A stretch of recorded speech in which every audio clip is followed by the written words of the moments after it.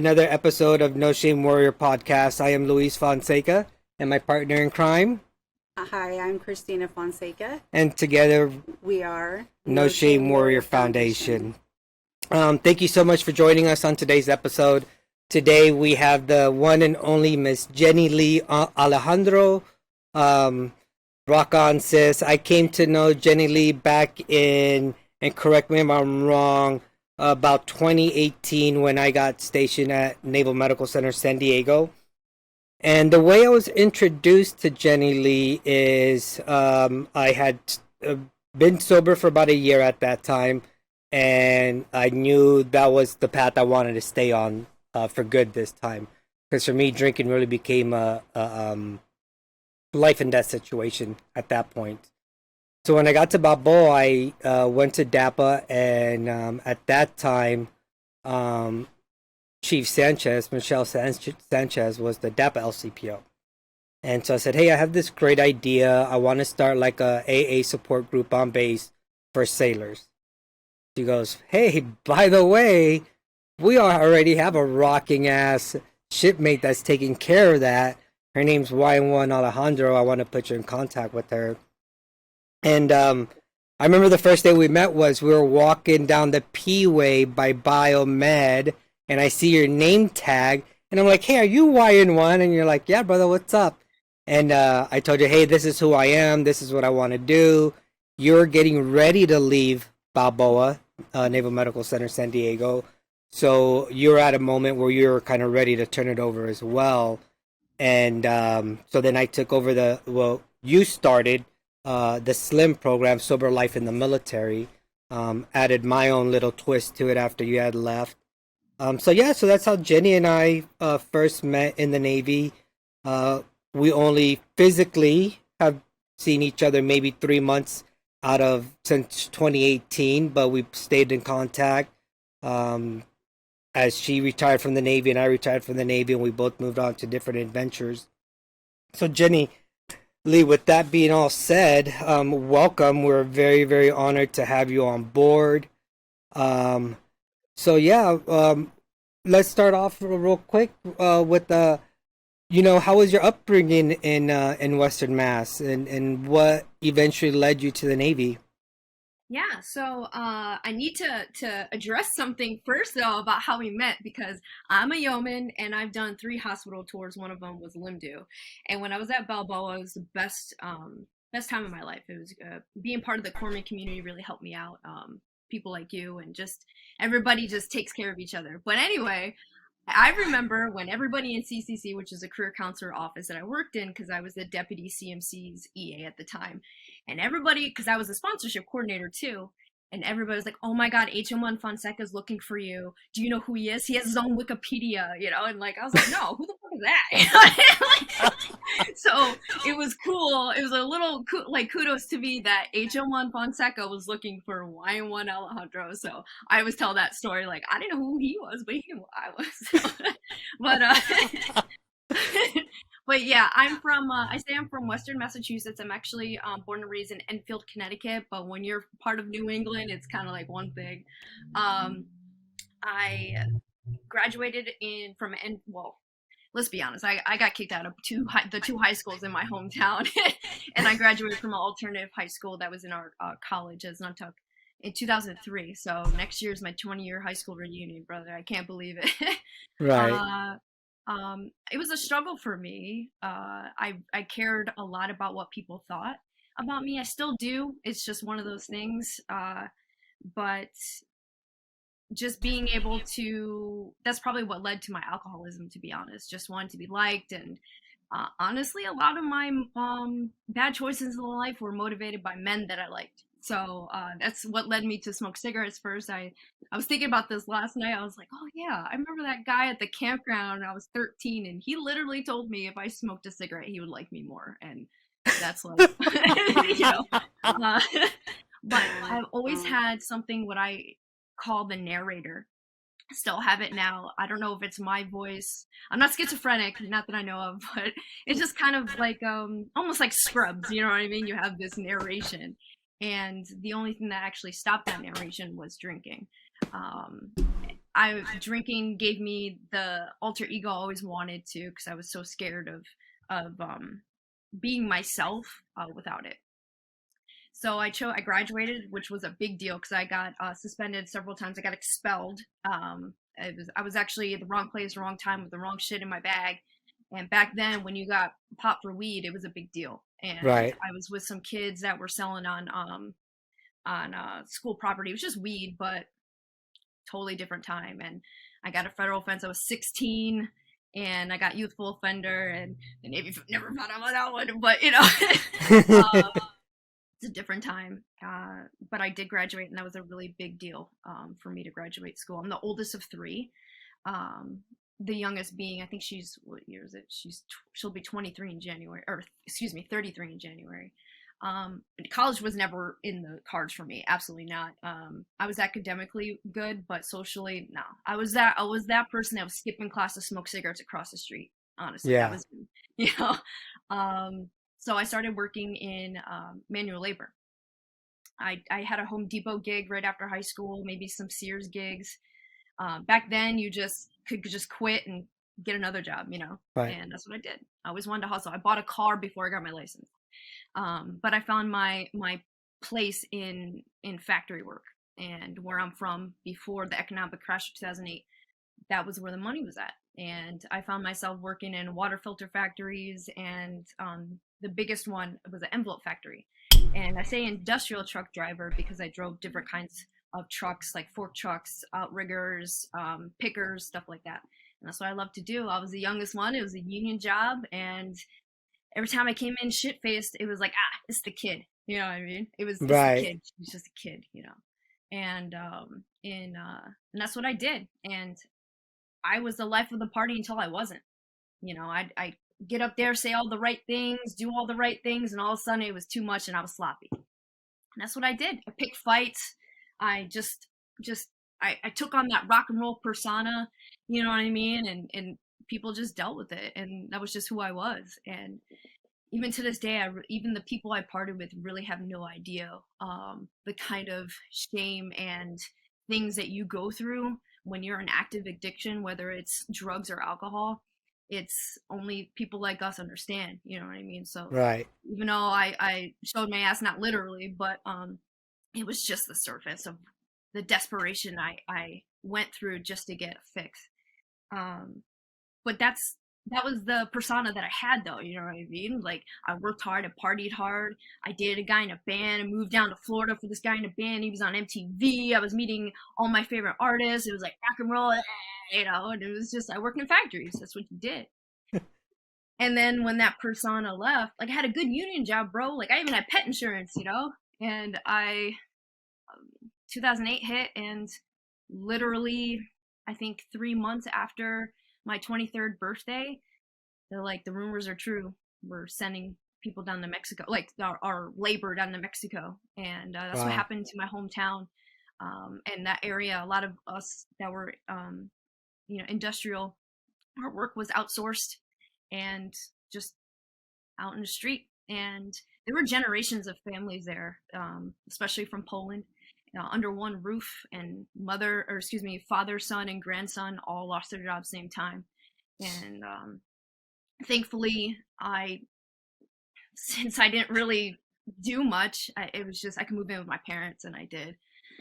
Then I met a guy, and he was the first. To this day, I can't say one bad thing about him. It was a whole facade I put on for him until, the alcoholism kind of showed its head, and Right.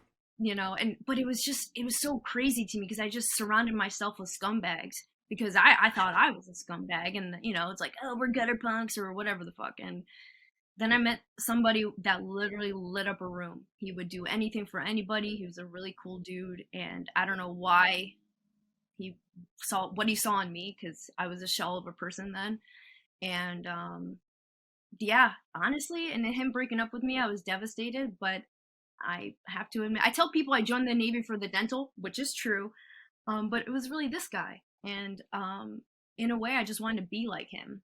And I hope one day, before I pass, I'm able to tell him that he was the biggest influence. He was the catalyst to me getting sober, honestly, and joining the Navy. Oh wow. Yeah. That's really inspiring. Definitely something that if you have the opportunity to tell them, that's Yeah.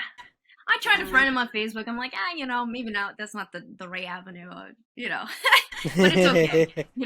God has his ways, so we'll figure it out.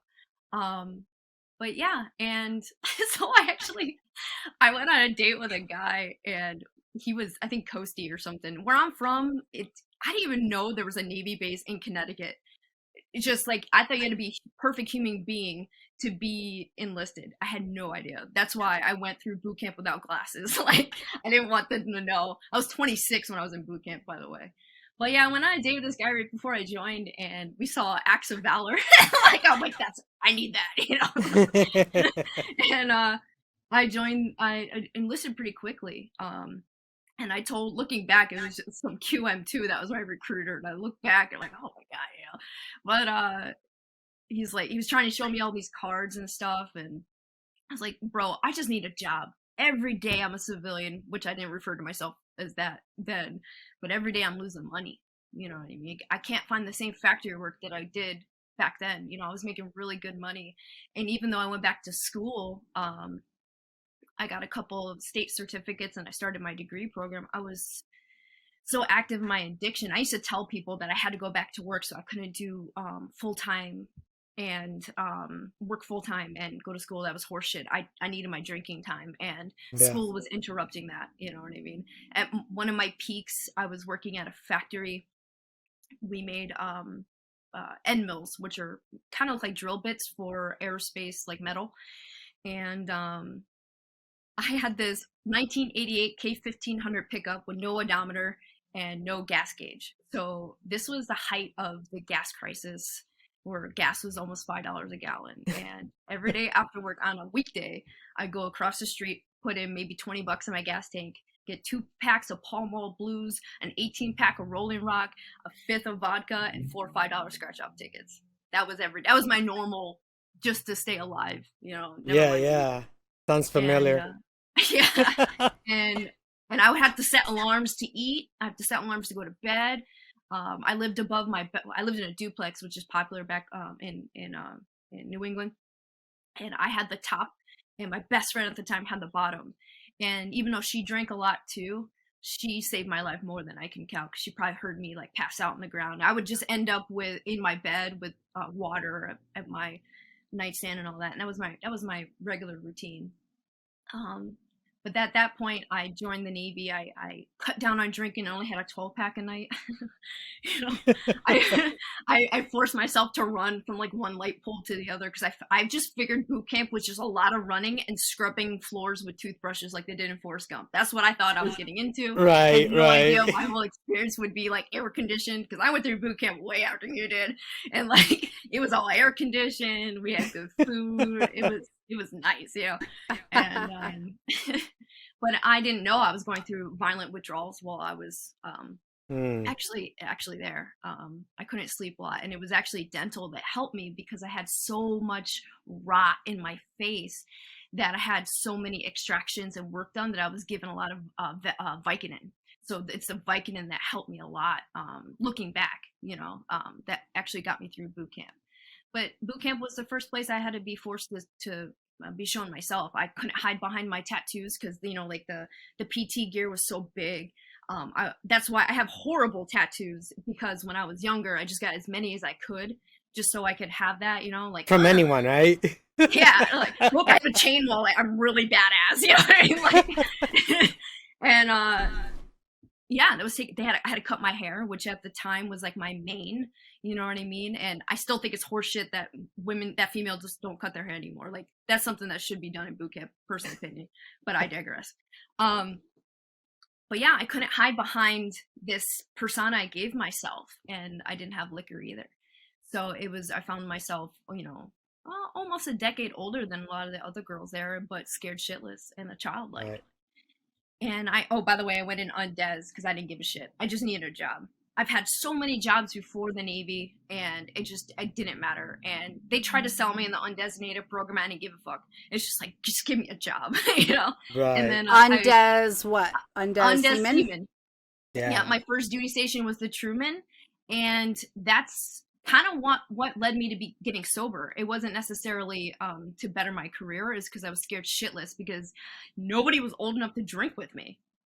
And I didn't have a car. I was an E3 at 27. I was 27. I got to the ship in September, like for the chief pinning. I remember sitting there and be like, that'll be me one day, you know? Like, and 2 months later, I turned 27. So I was almost, they couldn't keep up with me, first of all, and they couldn't go out to bars. You know what I mean? So that's actually, I spent my whole E3 paycheck on here at NOB. I think we were on Pier 13. I spent my whole check on a cab to bring me to the Navy Lodge on Hampton Boulevard, because they had a package store inside. Yeah. I spent my whole check just binge drinking. There was times I woke up with new like cases of beer that I didn't even remember doing. Like, who knows who the fuck was in there? And I would just binge, and I would just go back to work. And I was cranking at the time. And I think my age and my experience really helped me out in the Navy, because I made friends really fast with my LPOs and chiefs, because we were the same age, and they had no idea how bad of an alcoholic I was. They just let me do what I wanted. And it was supply when I was in FSA on the Truman, the chief mess, that had my back. And I realized that I didn't realize that. I always knew I was alcoholic. I prided myself on that. You know, that's a family history. That's my heritage. You know, you go crazy and you're alcoholic. That's it. And I was cool with that. You work hard, you party hard, you're fucking nuts. That's it. Yeah. So I already knew I was, but I didn't think I was capable of something greater. And the Navy was my end all. Like, I'm too old at the time. I was like, I'm too old for anything else. Like, I can't fuck this up. And we were set to sail out for my first deployment in February of 2014. And I had a girlfriend. She was, I think, an AE3 at the time. I was cranking with her, and we partied hard. And she told me about SARP and how she was going on it, and because she has a drinking problem. And I'm like, bro, you can't even keep up with me, and you're just drinking fucking margaritas. Like, you know? Right. And then I was like, oh, maybe if I do this SARP program, I can learn how to control my drinking when I go on deployment, you know? Because they always had these safety briefs about people missing ship's movement and like getting too shit-faced on the pier. I'm like, that's probably going to be me. So let me get some education on this, you know? And like most people who go to SARP who self-refer, you binge beforehand, like fucking duh, right? Right. So I got my regular room at the Navy Lodge, and it was Cinco de Mayo weekend, and I binged hard, and I needed a whole day to sober up. So Cinco de Mayo was actually a Monday, and I had to show up to the ship on Cinco de Mayo was a Sunday. I had to show up on the ship on that Monday. I needed that whole day to sober up, and I call a cab 3 a.m, whatever, and I get to the ship, and knowing now, I didn't know at the time, because a hangover is a hangover, you know what I mean? But I had one eye that was dilated, one that wasn't. I couldn't shiver for some reason. That really bothered me. I was taking shots of Z-Quil to try to sleep. And the whole day when I was cranking, people were making comments about how I looked. I'm like, you know, whatever, you know. I would tell the truth. I'm like, I got shit-faced last night. And they'd be like, oh, you're so funny. And I don't know, that's really what I did. I got shit-faced and binge-watched Judge Judy. That's what I did. That was my life. Still is my life, just without the drinking. And I was trying to go to bed that night, and every hour I was screaming myself awake in my rack. And I get up and open my rack, take a shot of Z-Quil, close it back, go on. And finally, that same girl, Angie, she moved my curtain back. She's like, Alejandro, if you don't go to medical now, I'm calling a medical emergency on your ass. And so I finally get up, and you have to put on uniform to go to medical, which is stupid, but you know, it is what it is. So I'm putting on my boots, and I see Angie in the corner, but then I realized, whoa, Angie went to SARP like 2 weeks ago. I hallucinated her waking me up and had me go to medical. And at the time, deck female birthing was above the forecastle, so I had my little tablet, and I went up to the forecastle to get internet to look up what I was going through, because you know, hangover's one thing, being really like, you know, quakes and shakes and stuff like that. I'm so used to it, but I've never hallucinated. And I looked it up, and I had the onset of what I thought, the onset of DTs, delirium tremens.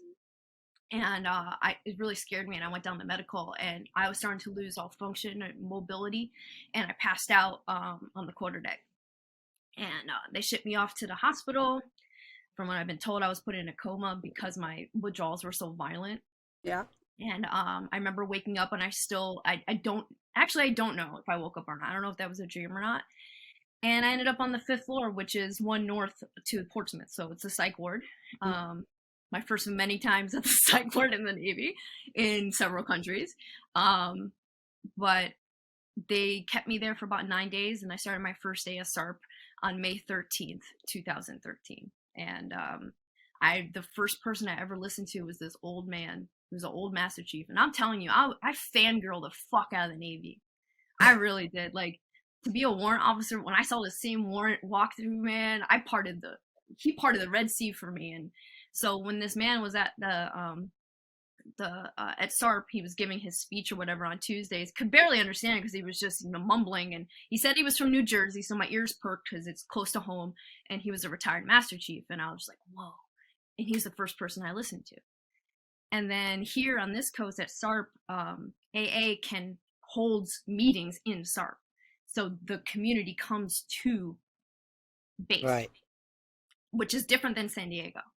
And it might be different than other SARPs that I know of. And the reason how I believe that I stayed sober is because my transition from SARP back to the real world was seamless, because I went to the same meetings and I saw the same people. And it's really community that kept me sober. Gotcha. But yeah, man, and it's been a trip. And to stay sober in the military is a completely different bag. Because, in sobriety, it's I got sober through AA. Not everybody does. And that's what inspired Slim for me, because the whole point is for you to get sober. How you do it, who fucking cares? You know what I'm saying? Like, and the Navy doesn't give you, in my opinion, doesn't give you that option. It has this come here attitude. It's like, you can come to me with a problem, but if you fuck up, then you're blacklisted. And I don't believe in that. I don't. And it was so hard for me to stay sober because I had to be honest. And thank God I had people in sobriety that served in the Navy, so they understood the shit I was going through. I didn't have to break down simple language, and they can give me advice. But what about these other cats that are out here trying to stay sober too, but also try to be successful? And that's the hardest part in the Navy for me, was to be successful and be outwardly sober. You can't be both for some reason. It's weird. When you do talk about that, breaking down the language, I was waiting for a pause to just make sure, because we do, our audience is primarily military, but different branches, and then civilians as well. So I did want to go, and if there is a drug story, we could definitely go down that later, or Luis and I can share ours, because ours does have drugs to do with it. But I just wanted to make it clear, since you had mentioned it a few times when you were cranking, for our civilian friends, that is doing basically the grunt work, all the dirty, nasty work in food preparation and cleanup, and you're the lowest on the low of doing food service work. So not necessarily cranking as far as drugs, right. Which may still come about. And I don't want to lessen from your story, but just to make that clear. And then also how you said, it's very hard to find people that can really relate. Just listening to your story, I had a few more high schools in my town, but I got kicked out of I got expelled from every single high school in my town. Ended up going to an alternative school and still got kicked out. So I never graduated. So I joined the Navy without ever graduating or having a GED. So at that time when I joined in 2000, they were letting 10% of the people who joined, which is specifically why I joined the Navy, is because that was who would allow me in without not only graduating, but also not having a GED. And I was already, over 18 and had just recently gotten out of jail. The judge knew my mom. My mom was a bail bonds, and, the judge cleared it with all sides of the party. Is this going to be an issue? Is it going to be a conflict of interest? Are you okay with me presiding over this, even though I know the family? And everybody said it was fine. And he essentially said, Look, I'm not allowed to legally tell you to join the military anymore, but not as a judge, as someone that knows your family. I highly, highly suggest, it's your 23rd, 24th time in jail. Most of it as a child, though. Um, that was my first time as an adult. And just, you should really join the Navy. Um, the next day is when I called the recruiter, and 14 days later, I was in. So, yeah. So when you say that, it is hard to find people that can relate, Yeah. I was that one picking fights, doing drugs in drug and alcohol rehab at 15 and getting kicked out of every high school because I just couldn't hold it together. I was doing drugs and going to school and drinking and in these small classrooms, it's more than obvious, especially when you're of your friends that are right there doing it next to you. So you have 25 people that are sober and you have 3 people that are just blitzed out of their mind. It's not difficult to recognize. So yeah, definitely relate there. But for you to finish your story, I just wanted to make that clear. The whole crank thing for those that are not military related was not drug related at the time. I didn't even put that to cranking. Yeah, I was a downers. I was all about downers, man. Obviously I'm already high energy enough. Could you imagine me getting freaked out? And I'm the same way. Like, I consider myself completely sober. I do smoke weed. I'm not gonna stay here and lie. But I did at one time got involved with heroin. But the thing is my addictive personality is I fall in love with anything that I feel takes away the pain. Yeah. That's self-medication. Yeah, if I found a chapstick that took away that internal void or pain, I'd be at the store buying cartons and cartons of that chapstick. And people don't. I feel people that don't deal with an addiction, whether it's alcohol or drug related or gambling or sex, any addiction, right? They don't understand that it's not that we pick the addiction or the alcohol over our family or friends. It's kind of more like the addiction picks us. Yeah. And tells us where to go, where to drive until we can figure out how to manage it better. And you're not doing it just because I like how it feels. Yes, that is part of it. But what you're liking that you feel is less of that pain. You're running away. You're not just like, oh, I like this feeling of being buzzed or drunk. I'm having more fun. No, I can have more fun because I'm not in that amount of pain. And I think that's what separates those people who can just casually go to the bar and have a few drinks because they're out with their friends. They're not covering pain and running from anything. And, they have a plan. They have a designated driver. They take a cab. They sober up. Versus those of us that are just really running and hiding from pain and need to cover something up and need to not be themselves, need to not feel like the shitty person that we think that we are. Yeah, mine was to shut off the narrator, just to shut it off. And, I love that. Yeah, to shut off the narrator, huh? Yeah, and now my narrator and I, we're cool. You know what I mean? But it makes me sound really crazy, but it's okay. I already know. No, it's all good. So, so for me, it wasn't really necessarily, for me personally, it wasn't necessarily pain. I remember vividly, and I still get flashbacks of my active addiction because it's so hard to really connect with her. It's been my sobriety. Oh, by the way, my sobriety date is May 5th, 2013. So I'm you're coming up on 10 years. Almost, but I'm so far beyond her that I don't even. It is me. I lived that life, but I was just so stuck in this bubble, and it's just it's almost like, look, think of yourself as a child. Like if you only knew what you're capable of, you know what I mean? Right. But for me, I still have this memory of sitting at that apartment I spoke about that I lived above my friend, and I was working overnight at Target at that point. So I went from, good factory work, whatever, and going to college to working overnight at Target. And that's no disrespect to anybody that has a job in retail. It doesn't matter how you get your money. Legit, you pay taxes and you're just as worthy. I'm not shitting on Target. But I was working overnight, and it was 7 a.m. and I was shit faced because there was a package store that opened that early. That as soon as I got out of work, I could, I had a routine, because that's what we do. Addicts need a routine, and that was mine. And I remember cracking open like my second beer and just being like, I truly believe that it was my gateway to the world I belonged in. Everything made more sense to me when I was maybe not shit faced, but buzzing. I'm like, it's all clicking. It literally, it was almost like Matrix like for me.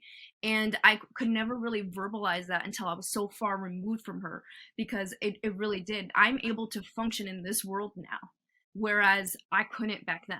I understand the laws of this reality now. And even though that might sound psychotic, when I was in an active addiction, nothing was real. Right. I just manipulated the fuck out of everything to get my way. And yourself.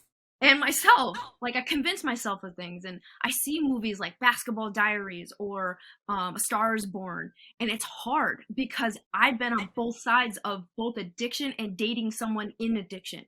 Right. Or being a product of somebody my father's an alcoholic. Never saw him drink a day in my life. He quit drinking before met my mom, but he never recovered. And so I probably belonged in Al-Anon too. It's just crazy. Like the lies we tell ourselves about the lies I told myself about how great of a family I had. I believed at the time that since my parents were still married, I was better off. I was proud of the fact that my parents were still married. I was proud of the fact that they had me they were married first and then had me. I'm the oldest. Like, I prided myself on that. That didn't mean shit about my family life. Now looking back, I'm 30, I'll be 37 in November. I'm only talking about my family trauma now with my mom. Yeah. You know what I mean? My brother and sister and I we're finally like talking about stuff, because I lived in my kind of household was the elephant in the room was so fucking big that everybody had their own corner. When we ate dinner, we did not eat at the table. We ate in our own rooms. We were painfully independent, and we never talked about shit. And that, like how psychology tells us, I carry that into my relationships with people. Right. And in romantic relationships. I don't talk about it. But when you're in recovery, you unlearn things. You break out of these systematic things that are so comfortable.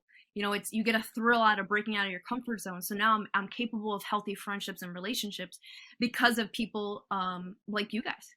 We could talk about these things. There's no shame in it, and there's almost a sense of humor in it, because only we get it. You know what I'm saying? And I'll tell you right now, there's nobody in this world I trust more than a recovering addict or alcoholic. Because nobody knows shit about rock bottom, because we climbed ourselves up. You don't know. We put our flag in that rock bottom. You have no fucking idea. And then you throw active duty on top of that. What? And being successful sailor on top of that. Shit. It's a hard life, man. I found myself hitting rock bottom at home in my personal life, and at work, not a single person knew. I was able to hold it together going to work. And I'm sure there was signs. Maybe I'm delusional by thinking not a single person knew, but not a single person said anything. I was on time. I was where I was supposed to be. I didn't miss ship's movement. I didn't miss duties. But at home, I was lower than low. And I have some medical conditions. So I was having, in my career, I had 36-ish kidney stones that had to be surgically removed. Plus, in addition to that, ones that I could just pass on my own. So my access to narcotics was so large that I was at home popping pills, abusing my prescriptions, and then following it with alcohol, and just a hot mess. Yeah. And then trying to hold it together because I did not, with my upbringing, I couldn't not have the Navy. There was no other choice for me. There was no home to go to. There was no job I was qualified for. Like when Louise stepped out and I said that I never graduated high school and I didn't have my GED. Like there was nothing besides the Navy. I had to do, and I had to pretend. I had to do whatever I could do to hold it together, to make them think that I had my shit together at work, when at home it was just the lowest of the low. And that took a lot of manipulation. Yeah. And that's the thing. That's why, I brought Slim in, and that's why I have Broken Yeoman now, is because I know how many of us are struggling in uniform. And it's a scary place to be in, because in my experience in the Navy, there's these programs set in place, but as soon as you open your mouth, man, that's it. You know, and I was lucky because, and for anybody that's listening that is still in uniform and they have these programs, use them. Make sure you have that you use them. Don't depend on somebody else to ask you about these programs. Do it so it's documented, because they're set in place by the DOD for a reason. So if you get lost in the sauce, it's somebody else's. You know what I'm saying? Like, right. So if you're DAPA, SARP, the Family Advocacy Program, like all of those programs that are set in place, please take advantage of those. And mental health. And I made sure when I had, and another reason why Broken Yeoman is what it is and what I want it to be is because a lot of us females in uniform, we have unfortunately very similar experiences. And I know males do too, but there's something when you look at another female in uniform, and back when I had my assault, you had to report it to your chain of command, and it had to do with my chain of command. So thankfully I just kept going after the base programs, like programs outside of my command. So anybody in the sound of my voice that's going through that, go outside your chain of command. It's okay. Get the help you need, because I've seen leadership, how they can make or break somebody's career in the mighty pen. I've seen it happen, for better or for worse. So I know that sounds really cryptic, but you probably know what I mean. But that's what Broken Yeoman I want to be about, is as soon as you need to talk about it, you need help, but when you open that can of worms, it sucks that I'm finally like telling you what happened, no matter what it is, addiction, assault, whatever it is, but now you're some kind of like thorn in someone's side. Now you're a case to be dealt with, and you can't, you know what I mean? It's like, why I can still do my job. You're telling, and you wonder why the suicide rates are so high. Right. It's not a job. The Navy is not a job. It's not even a career. It's a life. Mm-hmm. Life. And that's why we're doing this now, is because Luis talks about this all the time in his speeches in one way or another, is that, this generation of sailors isn't willing to tolerate the abuse that we tolerated, that was swept under the rug. They're speaking up. And there was actually a post on Facebook that I brought to Luis's attention the other day, and someone said, hey, to the RDCs in the group, what kind of shit sailors are you sending to us? Like, how are they making it through boot camp? And I don't remember exactly. They're weak. Yeah, they're weak. That type of mentality. Yeah, and they're going to mental health. And why is this? And I was very, very, very happy to see the first response, the first comment on there was like, no, I'm going to raise the bullshit flag. This generation of sailors is not weak. They're strong. They're asking for help. They're saying, no, fuck you. You can't treat me like this. I can be in the military and be strong and go fight for you. But that doesn't mean I can't take care of myself. Mm-hmm. And that person that commented even highlighted, it's our generation that was fucked up. It was our generation that was weak because we were too weak to stand up for what was right. Yeah. And Luis talks about that often, that this is the generation that is going to make the changes, that is going to say, no, you can't rape our women or our men or our non-binaries and just sweep it under the rug or make them feel like like they're gonna ruin someone's career. Yeah. No, motherfucker, Yeah. they ruined their own career when That's they made right. that choice. I had a friend legitimately and saw the documentation where they said, if you press charges and he does not get convicted, we will come after you for adultery because he was married. Yeah. So he raped you, and if he does not get convicted for whatever reason, now you're telling us that you had relations with him, so we're coming after you for adultery. What kind of crap is that? Yeah, and Like, it all depends on your like who's the leaders around you. That's really just determines your fate, whether or not you're in the right or in the wrong. If you're the victim or the perpetrator, it really depends, in my experience, what kind of leaders are around you. So if you're a leader, just know, just think about what side of the coin you're on. You know what I mean? Because it's not the Navy, in my experience, again, it really is about personality, and it's about who knows who, in my opinion. And it's unfortunate because it's a whole new set of laws. You know what I mean? Like, it's a whole new, and a lot of it's unspoken laws. And somebody like me, I was a yeoman, which I never went to an A school. I just happened to be a little bit older, and I freaking love admin. You know what I mean? And as I've been told before, I'm a servant at heart. And it just worked out for me. And it worked out for me so much that I continue that name. But all I had to offer was my reputation. And that could be, so that's again, like, I had to be really careful. Like, I truly don't believe that I was able to be fully myself after, like, getting sober until after my retirement. This transition has been terribly hard for me, but me being in hair school, believe it or not, was the first time I got to relive almost my high school experience. And now I feel like I'm truly am who I'm supposed to be.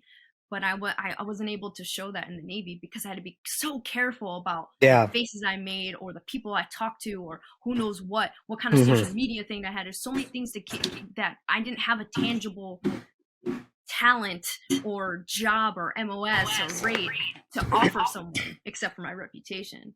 So I found myself, there's one time I turned down to work for the White House to work for a helicopter squadron. It was just in the cards for me. It's what I wanted. And I was a second class at the time, and we had to take that Adams class or whatever that is, an alcohol class. Yeah, for supervisors or whatever. Yeah. And I remember the corpsman of the group, she stood up and she said, not to throw y'all on the bus, she just happened to be a corpsman, that's all. She said, if you go to SARP, you'll never get an EP eval. And I had just got out of SARP because I was, you know what I mean? Like, I got a whole new command and I wanted to be cool. When I got to that squadron, it wasn't about being the best yeoman, it's about being liked again, you know, going back to my old self. And I chose in that moment not to say shit. And I regret that every day. I think about how at least one person in that room maybe been struggling with an addiction, and by me not standing up. So there's times like that, and that's another reason what led me to Broken Yeoman and to Slim. You know what I mean? Because of what we've been through, and to make up for all the wrongs that I've done and the times I stayed quiet. It's not about what I said, it's what I didn't say. Yeah. So you've mentioned Broken Yeoman a few times, but our listeners don't know what that is. Yeah, so I went to not to go on this huge caveat, forgive me, I'm from New England, but I retired in 2020, and at the end of 2020, I bought my first house in Portsmouth. 4 months later, I had a house fire. Yeah, I remember that. My in your cat kitchen, and I were right? Say again? In your kitchen, right? Yeah, my kitchen. It was my own damn fault. I put out the fire myself, completely topless, by the way. Swinging and everything. It's all good. But, I was going to legal school, put my money in my mouth is I love Judge Judy, let's do it, and I started working equivalent civilian job to a YN1. I was working as an office manager for a flooring company that worked with installing Navy decks. And I got to the hotel, and I saw myself, I'm like, I'm doing it again. Like, I'm putting my creativity for somebody else to steal. Like, even though I was admin, I was real creative with my programs, and I know I was. I created new systems, better ways of doing stuff. There was a reason why, that I had actual programs put into writing, because it made sense. There's a reason why I was YN2 as the CMC's EA. There's a fucking reason. You know what I mean? So, but it's an art, and it was always kind of taken. And I've always been an art type. I was the weird art kid, having my lunch at the pottery wheel, that was me. And in that moment of reflection in a hotel room with my cat, I'm like, why don't I do something more creative? Take all this professional knowledge I have and apply it to something more liberal. And it was either art school or cosmetology school. Don't like art theory. Don't really know. I like doing my own hair and makeup, but I went to cosmetology school. And in there, they make you have a professional Instagram.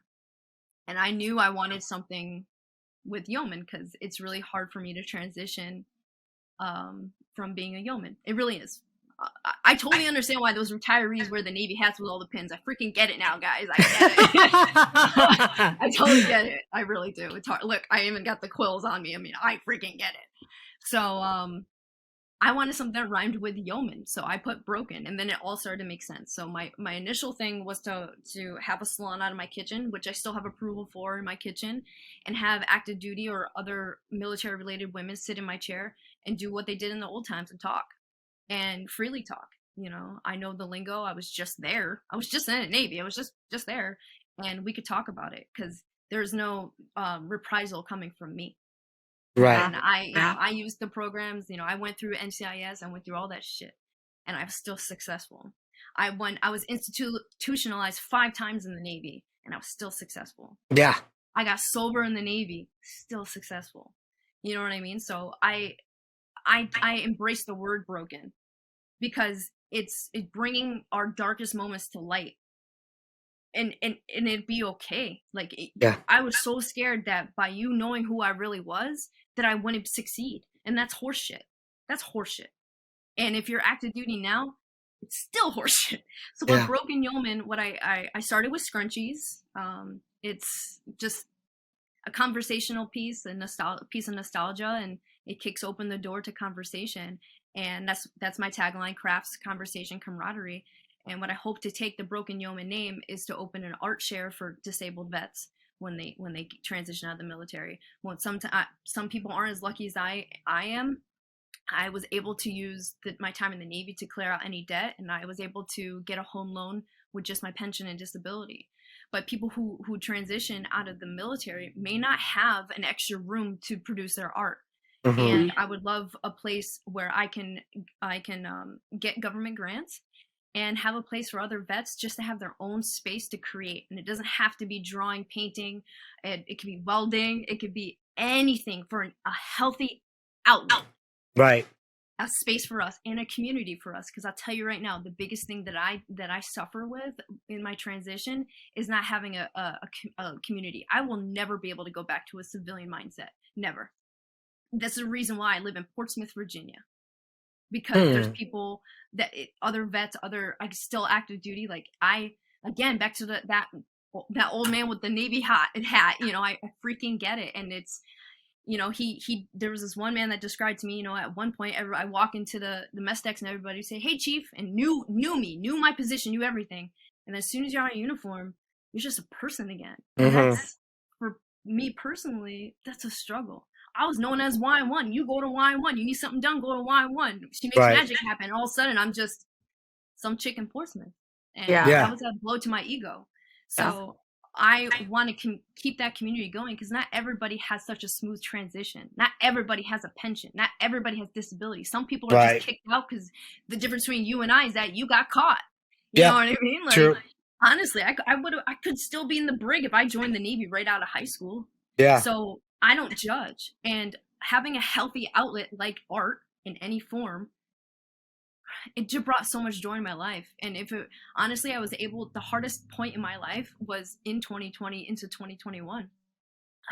I was agoraphobic as fuck, and I got all my meds because I got prescribed medical marijuana, and that helped me sleep. It was the only thing that ever helped me sleep. It took away all my pain, and it gave me the balls, honestly, to just face the outside world. You know what I mean? So, yeah, Broken Yeoman for now. I make and sell scrunchies, and I have a website, and I do pop-ups and markets and shit. But really, it's just it's a build up to a community that I know we need. Because Yeah. You know, Luis and I have a similar plan for a retreat style. So having land, because, you know, we do obviously this, our nonprofit, but eventually the goal for the nonprofit down the road, when we get to that point where we're receiving the grants, is we want to have a retreat. So we want to have a retreat where you can come and then you leave with some experience, whether you're helping with a ranch hand, whether it's welding. So we have people come in and teach Union welding, workers to teach, even welding. going up in Electrical, airplanes. So Luis has a friend that he's working with, more of a brother friend, that has his own pilot business. And so just thinking outside of the box, things that people recovering from either addiction or mental health, things that will bring them joy, will help them find a sense of purpose. And so that's a similar goal to us, is something that we want to do. And, you know, Luis and I definitely had different experiences retiring and transitioning out of the Navy. Before I got involved with the No Shame Warrior Foundation and my part of it, as Christina talks, sexual trauma, I spent 21 years in the Navy. It's all I knew. And I had a very difficult time transitioning, very rough. Had a suicide attempt post-transition. I lost my identity. Luis worked really hard throughout most of his career, but also at the end, where he wouldn't drive to and from work in uniform, because when he was off base, he didn't want to be known as that military person. He wanted to separate the two. So he had built that foundation. He had put that work in before retirement. And so it was a little easier for him. Plus, now having No Shame Foundation, he's not really away from it. So he's still going to the military bases. We're still talking. We're still traveling. We're still doing all that. And so we still have a hand in that. But before that started, I lost myself completely. I didn't know what it was like. I hadn't been a civilian since I was 19, and now I'm 42. And it was like, who am I? If I'm not HM1, who am I? If I'm not that person, you know, I retired as an ISIC. And it's like, if I'm not that person that is helping everyone, if I'm not that person that's subject matter expert, if I'm not that person that junior sailors are coming to saying, will you please be my mentor? Like, I love hearing you speak. I love your values. Then who am I? And so that was really, really rough. But this is what has brought me back. It's kind of what Luis has really focused on. Yeah, you know, for me, when it was time to get ready to transition, and I knew in 2013 when I got my DUI and I went to an MN separation board, and I have great Master Chief friends that have sat on those chief boards, and I've had them review my package, and I'm appreciative for them always instilling confidence in me. But at the same time, like, there's part of me that wishes someone would have just said, you know what, Luis, even with your Navy Cross and your 9 deployments and your rack of ribbons, you're just never going to make chief. You have 4 alcohol-related NJPs in your career.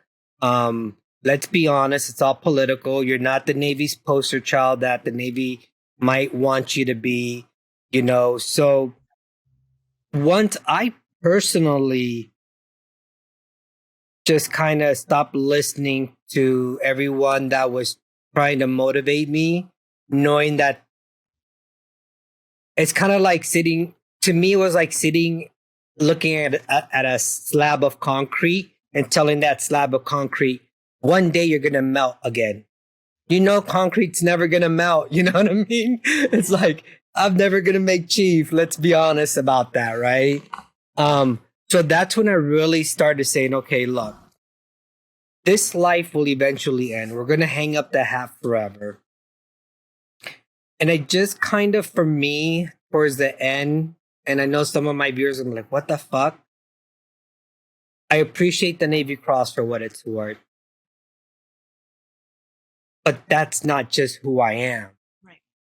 You know, I'm not just HM1 Fonseca with the Navy Cross.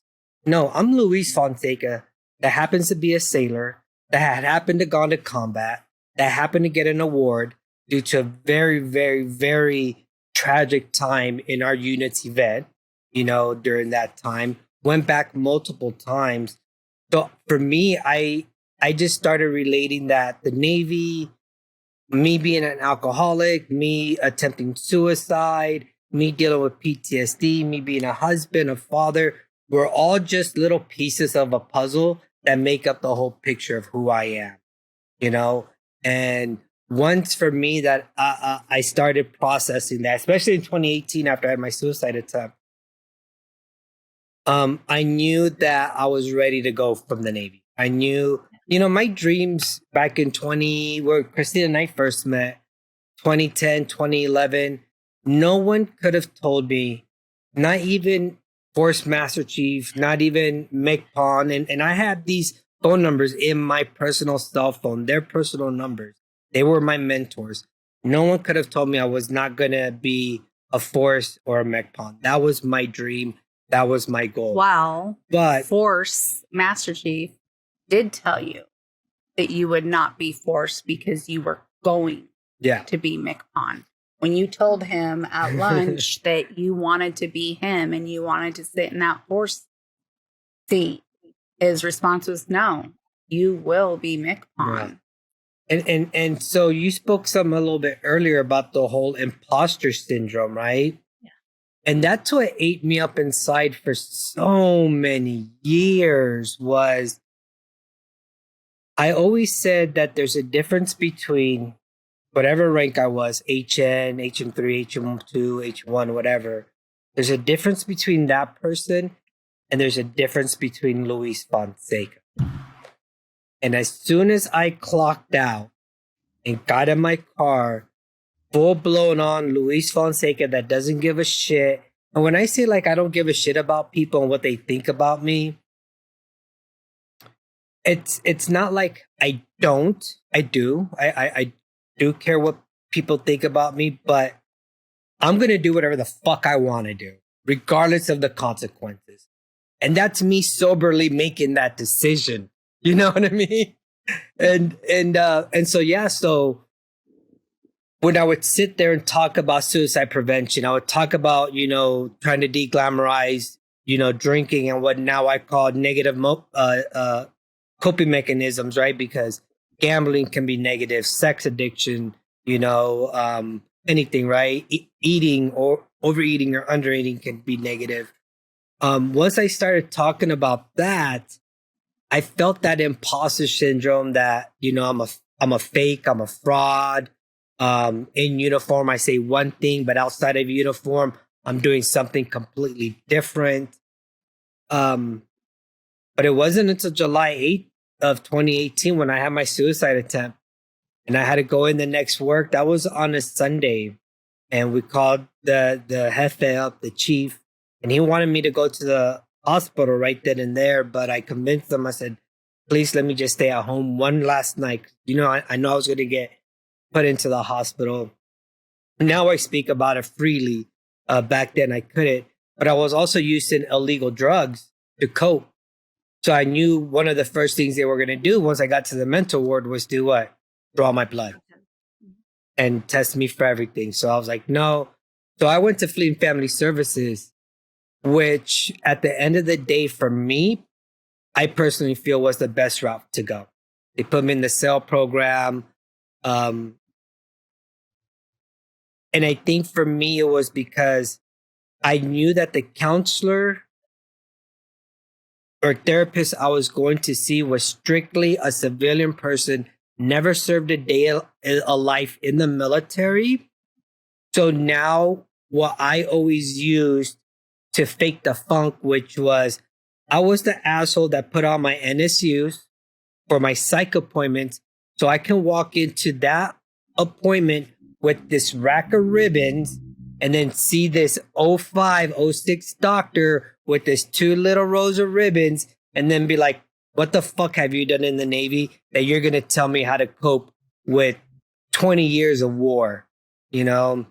And it took a while for me to realize that just because these men and women that have not suffered the way I have suffered don't have the knowledge to give me the skill set that I need to become a better person, right? I had one speaking engagement at a dental unit, and I think that for me is when it clicked.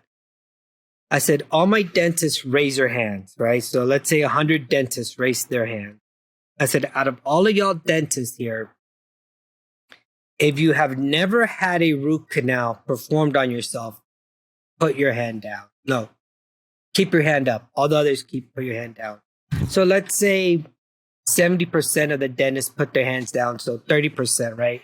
30 dentists have never had a root canal performed on them.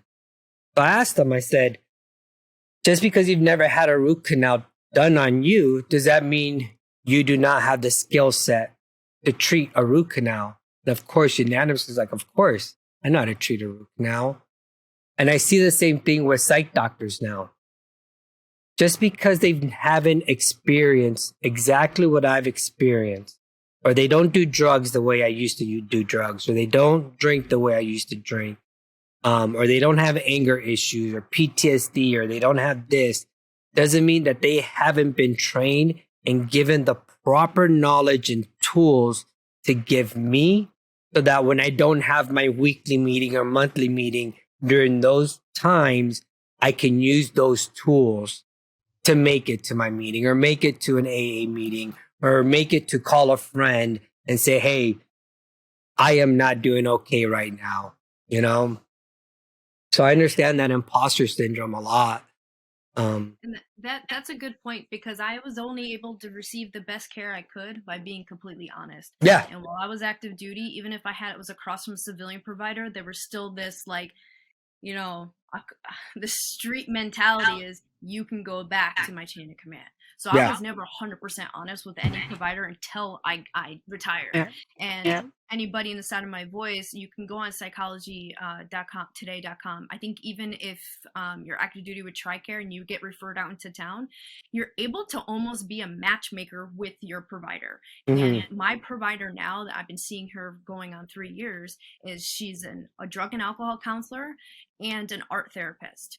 And, you know, I chose THC therapy through a drug and alcohol counselor because of my sobriety from alcoholism. It really fucked with me. And like, am I really sober if I go THC? And she was the first person to tell me, it was like, did the Navy care that they were giving you tramadol for your fibromyalgia? You know, that's been proven to cause suicide and relapse. You know what I mean? All the dental for feeding me all that Vicodin and Valium, and did I not enjoy that? You know what I mean? Like, so I'm completely honest with this provider. I've never been able to overcome, because any provider that I had, I was institutionalized 5 times in the Navy, including once in Bahrain, which was fucking terrifying, by the way. Since I'm able to be honest with them, I get it back, and I actually have breakthroughs now.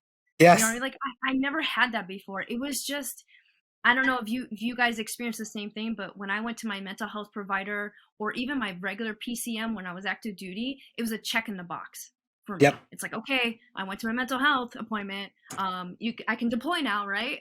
You know what I mean? Because when you don't have a physical ailment and you have a mental one, a spiritual one, and you want to deploy and you want to be you know, it just depends on what you say. Exactly. I just enjoy my mental health provider now. Like, I look forward, even though I experience joy now, and I don't know if you guys have a guilt of having joy, you know, because I'm so used to being fucking, you know, like panicked about everything. Like, when I experience joy, I'm like, oh, where's the bullshit coming, you know?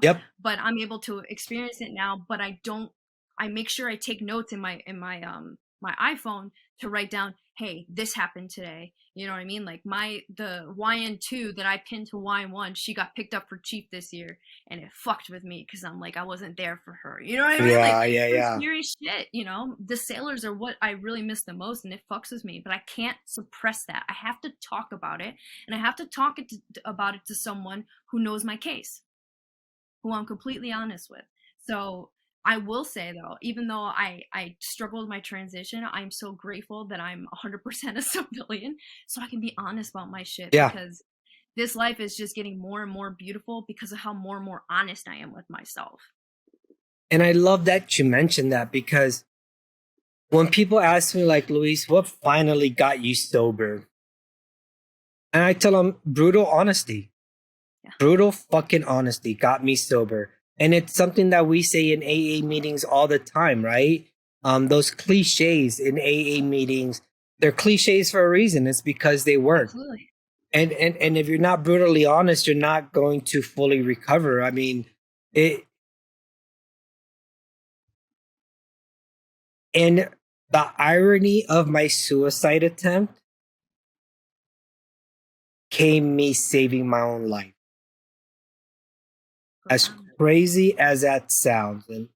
And I like to use the story of Kevin Hines. Kevin Hines, if you don't know him, he is one of, and it's called like the 22 Club or 23 Club, 24 Club. Anywho, out of every single person that has jumped off the Golden Gate Bridge to commit suicide, only like 22 or 23 have survived. And he talks about that. He talks about his survival and how at the moment that his hands and feet let go of the rail, it took him 4 seconds to hit the water. In those 4 seconds, he had so much time to think about how much he regretted his decision and how much he wanted to live. And I share that part because that's part of my story too. When I put the gun to my head and pulled that trigger and the bullet didn't go off, the negative part of me, right, was first and foremost upset. See, Luis, you're a piece of shit. You don't even know how to kill yourself properly. And then that thought fled quickly, in a second, maybe a nanosecond. And then all of a sudden it was, no, wait, I actually do want to live. I want to enjoy life. I want to see my kids grow. I want to walk my daughter down the aisle. I want to be here for tomorrow's, or not tomorrow, literally, but next Christmas or the next milestone in my kid's life. And so that's for me when I had to go into work, the next day, and then I was gone for 3 weeks, and I came back and my chief was like, all right, Luis, step in my office. I'm like, hey, chief, I'm back. Where do you need me at? And he's like, well, we have formation in 10 minutes. Go out there and address your sailors. And I'm like, but don't you have a new LPO? He goes, no. He goes, we had a temporary one while you were getting treatment. I was like, okay. And I was like, and you trust me to lead our sailors still? He goes, yeah. He goes, you had a mental condition that a lot of human beings had. You went and got help, but you've been a phenomenal leader to our sailors. He goes, I can't imagine the type of leader you're going to be now that you're in active recovery. We're here to support you. And so I went out there and I told my sailors exactly what happened because they weren't too sure about it. And the open arms, wow, HM1, we're here for you. We love you. We care about you. The respect was still there. I didn't lose my security clearance. I didn't lose my LPO position. Like all of those negative stigmas that I was always so scared to talk about my alcoholism were erased. And it was erased by, well, first and foremost, one great leader, because I've had other leaders that have told me, suck it up, pull your head out of your ass, everything else, right? All the negative stuff. And then I had such a great supportive crew that was like, no, you're still our HM1. We still value you. We still care about you. And to me, that was the light bulb, the moment, the aha moment where shit, yeah, it's okay for me to be an alcoholic and to suffer. But let me talk about it now. And it's great, like you said, Jenny Lee, when a sailor or a peer or someone you've known in your past that just out of the blue texts you or calls you or sends you an email and says, hey, I want you to know that I went through this, but now I'm here because you've been so open about sharing your story, you know? And it took me a long time because, hey, I'll admit it, man. Once that award was bestowed upon me, the male machismo of me didn't want anyone to know that I was hurt because in my mind, I created this world where I'm Doc. I'm supposed to be, you know, I don't know if you know this, Jenny Lee, but I'm the only U.S. Navy sailor alive from the Iraq War that has a Navy Cross. The only other one was a Navy SEAL, and he got his posthumous. So in my mind, I had to create this big male machismo that doesn't hurt, that is always there for his Marines, for his sailors. Stress doesn't bother me. Like you said, man, my routine was as soon as 1600 hit, and I'm driving home, and there's a reason why I always lived an hour away from where I work. Two main reasons. A, it allows me to decompress from work.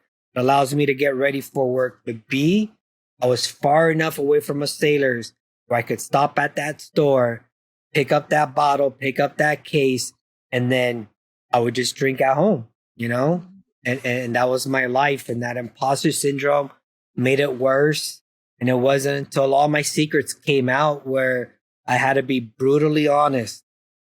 And that brutal honesty is what has allowed me, and I tell people this a lot, it's not that I'm reinventing myself, it's that I'm rediscovering my happy self.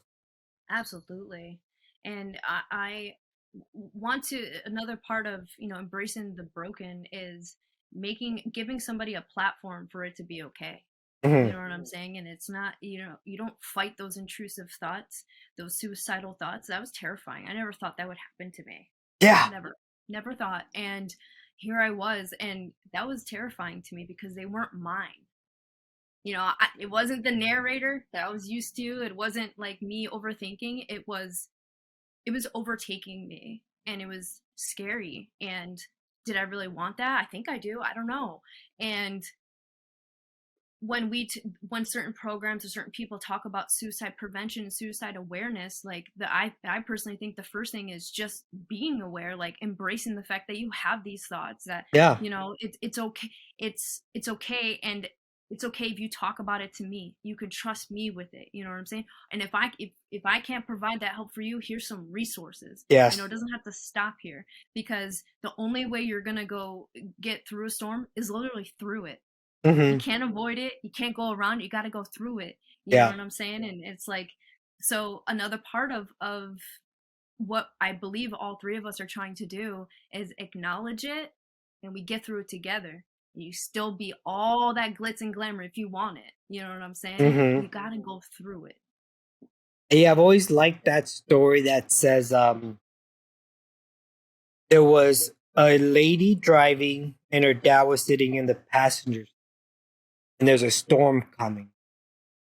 The young lady looks at her dad and says, hey, Dad, do we just go ahead and pull over or keep going? The dad says, let's keep going. So then now they hit the storm. They're in the storm. Hey, Dad, the storm's a lot worse than we thought. Should we pull over like the rest of the car?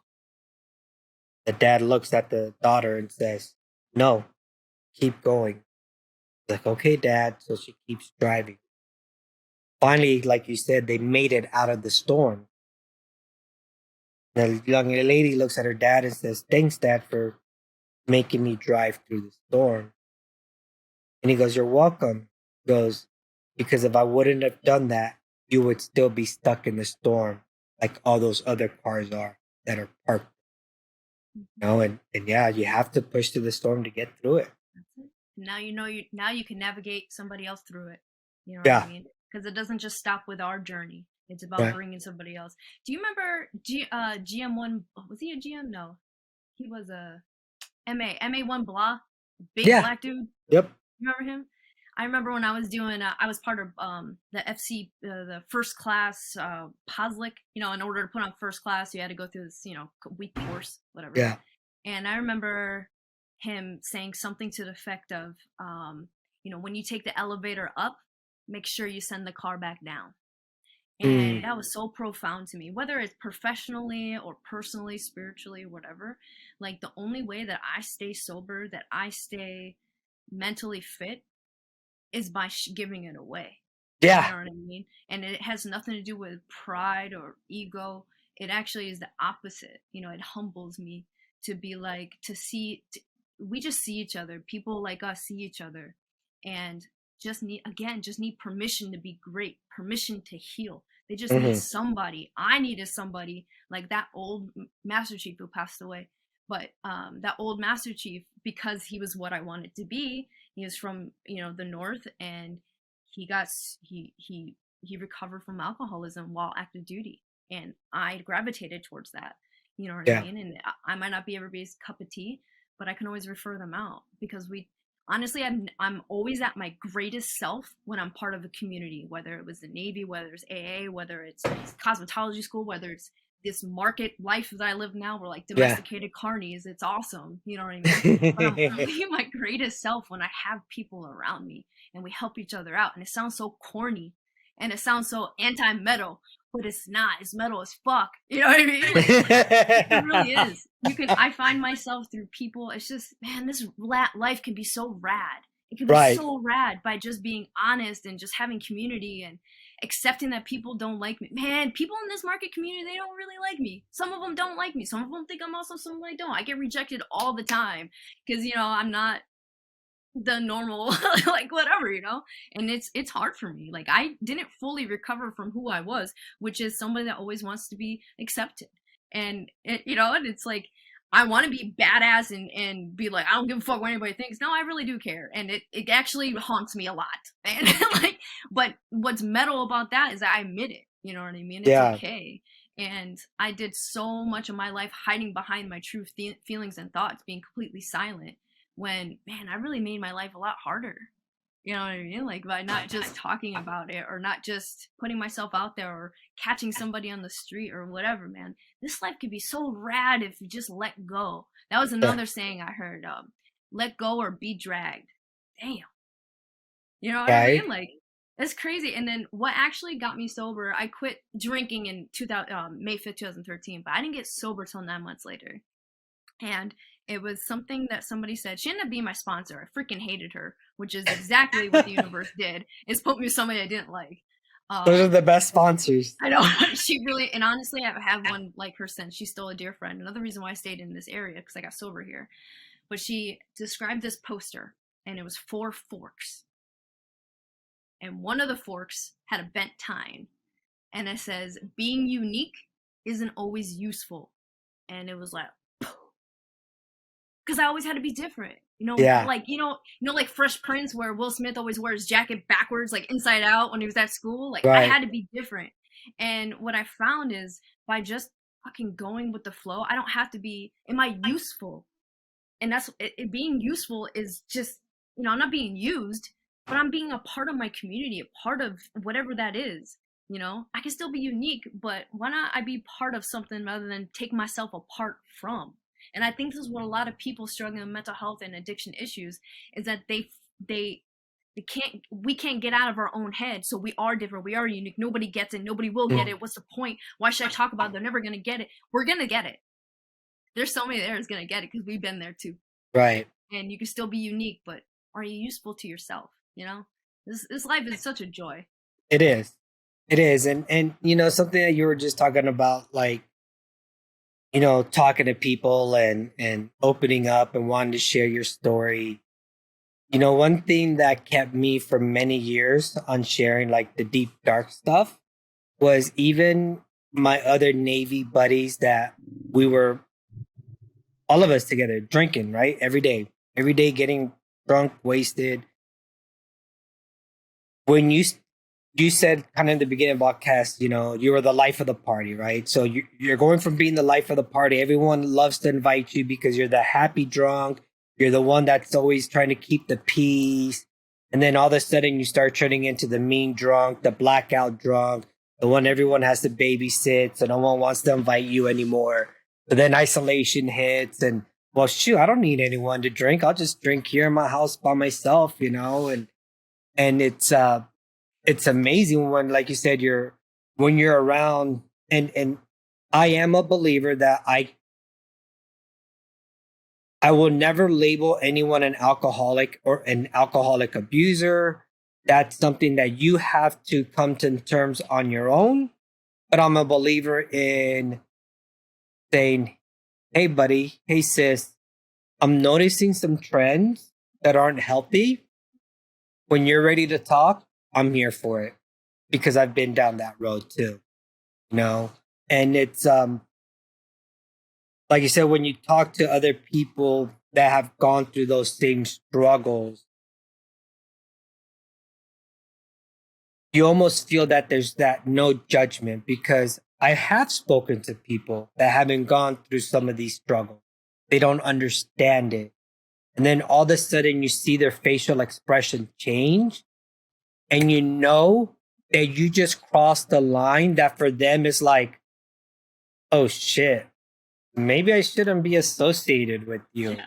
You know what I mean? So then you start learning not to share who you are all the time, because you don't want to see that facial reaction in someone that you consider a friend or a loved one. You know what I mean? Yeah, that hits So home. That really hits home, because now when you have the freedom out of uniform to be that, and that can, because I've been so lucky in this community of sobriety words. Man, I'm sorry, but I just find when you can find humor in some of the dark, deep, dark stuff that we go through, it's so bonding. You know what I mean? And that's why I follow a lot of these vet humor, dark humor. It's the only way yeah, we get it. But then when I share that humor with somebody else, same thing. Like you say, like you see you're like, oh, I fucked that one up. yeah, too I far. didn't. We gotta remember, we didn't fuck it up. We're ourselves. It's okay. We're not everybody's cup of tea. But I do that. I walk into a room and be like, okay, I know which way I gotta go. You know what I mean? And that's how I was in the Navy. I was so high vis. You know what I mean? I still think Master Chief Torres completely doesn't know my personality, because that was just all my P's and Q's with her. You know what I mean? But you're right. But that's okay. That's about self-awareness. That's Yeah. how we understand. We read a room. We're empathetic. Like there's something so unique, usefully unique and beautiful about somebody in recovery. And it doesn't have to be alcohol or drugs, like you said. It could be overeating, it could be sex, it could be gambling. There's just some kind of thing in here that we need to do to get rid of something else. And it's in that there's a pure genius and beauty in it. Once we're recovered, we have special powers. I truly fucking believe that. You know what I mean? And usually has to do with people reading and reading a room, and that's where our manipulation came from. You know Yeah. what I mean? And but we have the power now to use it for good. Yeah. I've often said, I think alcoholics and addicts are the best bullshitters on earth. And the reason being is because every morning we wake up and we're brushing our teeth, we're looking at ourselves in the mirror, and we have to bullshit ourselves that today's going to be a good day. That, when you wake up knowing it's not, when you wake up already broken, already damaged inside, now you have to start bullshitting yourself just to put on the uniform, put on the work clothes, walk out that door, bullshit yourself at work, just so you can make it to clock out hour time and go and pick up that case, that bottle, your drug of choice, whatever it is, right? Whatever negative mechanism you use.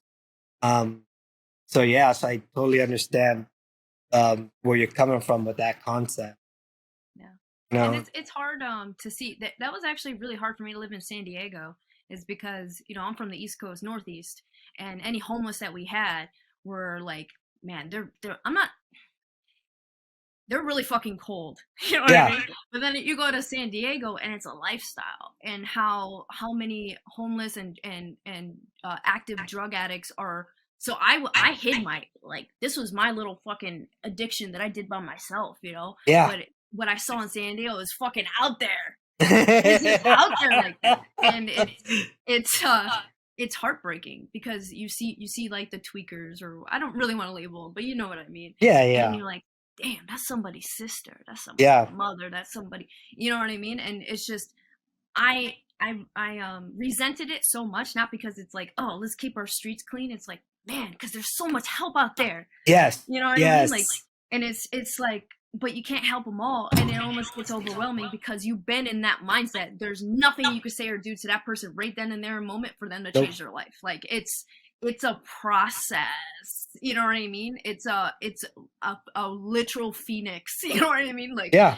So I would get resentful walking, because I could walk to Balboa. I lived on 17th Street. I still, my car is a 2015. I only have 50,000 miles on it because for 3 years I only drove a round trip of 2 miles. You know what I mean? But I couldn't walk because they were just out in the street like that, and it just got so to the point almost annoying, because it's like, man, this life can be so much better for you. Yeah. You know, but there's nothing I can do. There's nothing I can do. Well, so that was me. My first time ever using drugs was in middle school. Someone brought it, one of my friends brought it to school, and it was supplied by her adult brother, or her adult uncle, very adult. I'm not talking 18. I'm talking like adult. And we were in middle school, and he's giving his niece meth. Wow.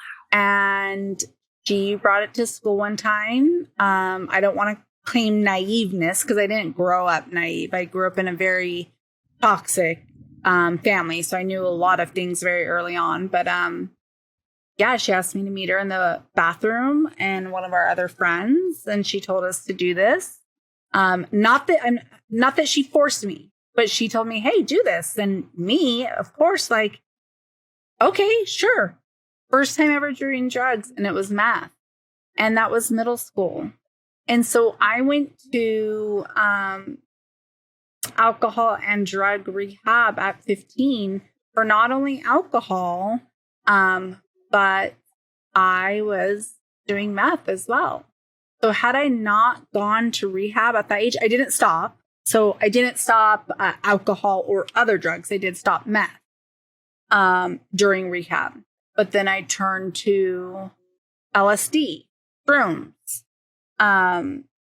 and alcohol kept on going until I joined the military.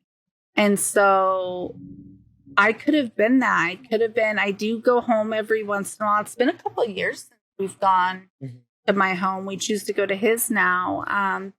But, you know, my friends that we're in our 40s, and there's a good majority of them that is still either like coke heads, which I had never done coke until I was in the military. And that was introduced to me by a military officer, actually. But a lot of my friends going home, which is why we don't really go there anymore, are either still on drugs, doing coke, all methed out on, tweaking, or are stripping. Like, kids at home, and they're still stripping, and I'm not shaming that line. Huh? Yeah, no, I'm not shaming. I'm not shaming that line of work at all. I'm about to start selling my feet on OnlyFans. There's definitely there's nothing wrong with that line of work. I just knew I wanted to raise my kids in a different environment. Yeah. But still, that was a lie. I turned to the military to get away from that, but then I just turned it into prescription drug abuse and then alcoholism. And, you know, there's something to be said when you're on a ship in a foreign port, and the entire ship, including your triad, is at the same bar or at the same strip club as you, and you're all getting just as wasted.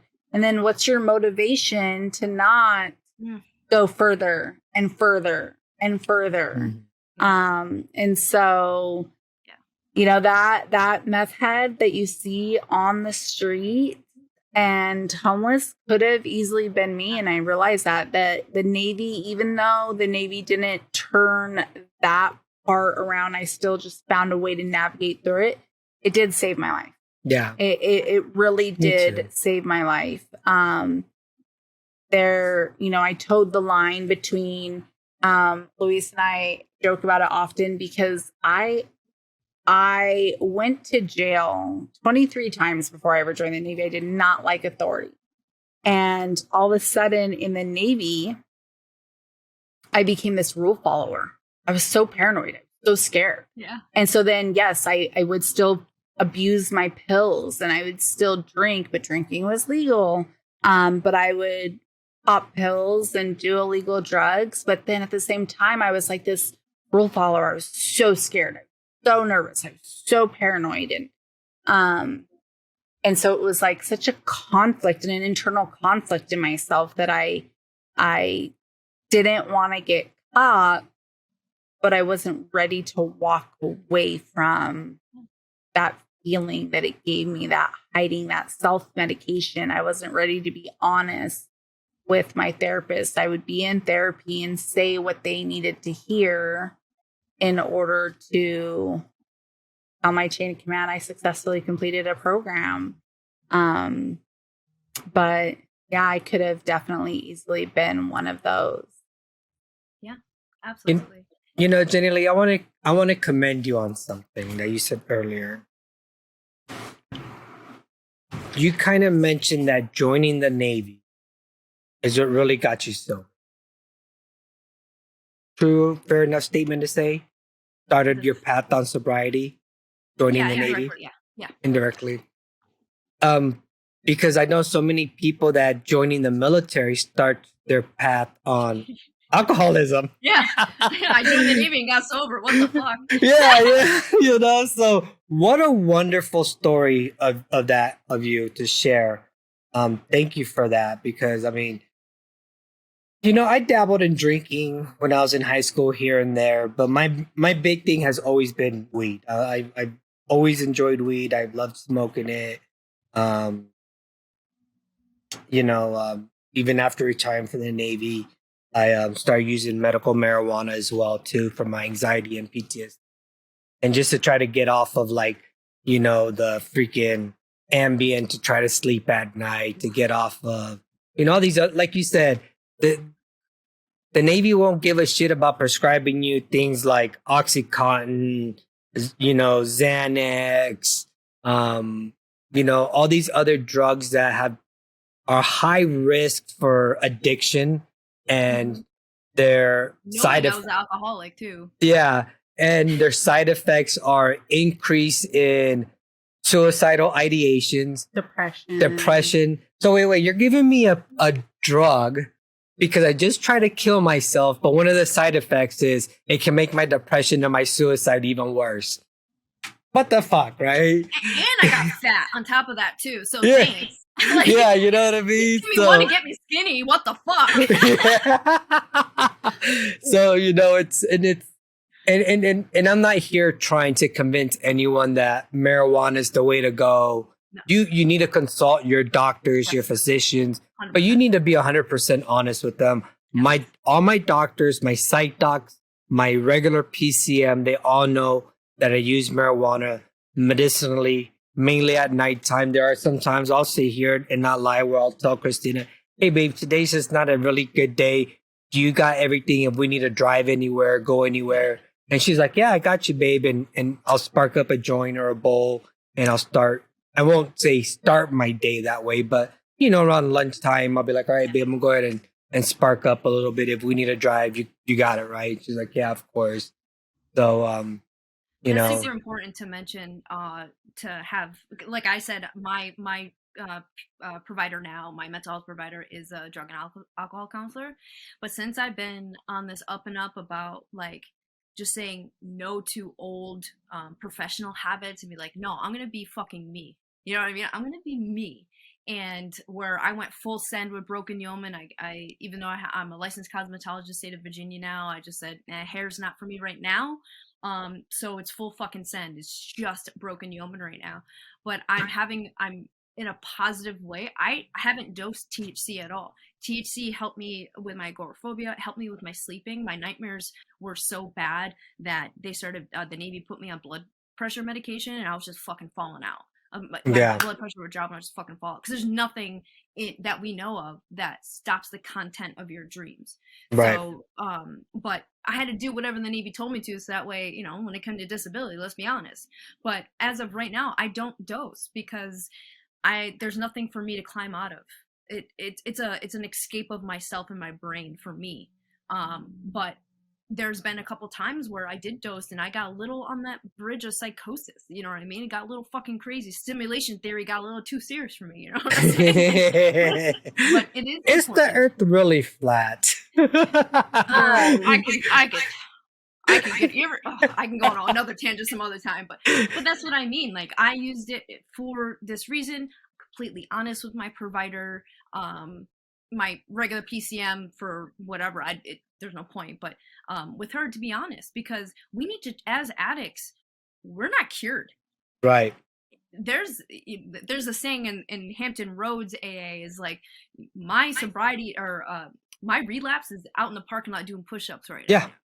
Is, you know what I mean? And a relapse happens way before we use. So it's not, we need to pay attention to those things. Like, am I, you know, and the only way to do that is to be open and honest with somebody else, because that same master chief I was telling you about, his name is Bill. He passed away. He said another profound thing to me. He said, my brain has two sides. One side that manufactures bullshit and one side that buys it. And that's the fucking truth, right? Yeah, the fucking truth. And the only way to get out of that fucking brain is to talk to somebody like you and Christina. That's it. It is. Because all this work and all this shit that we've been working on all this time can go away like that. Mm-hmm. Yeah. And that all goes back to being honest. Yeah. One thing that I did want to clarify, though, because we talk about the medications that providers, not just in the military, but out of the military, will throw at you as well.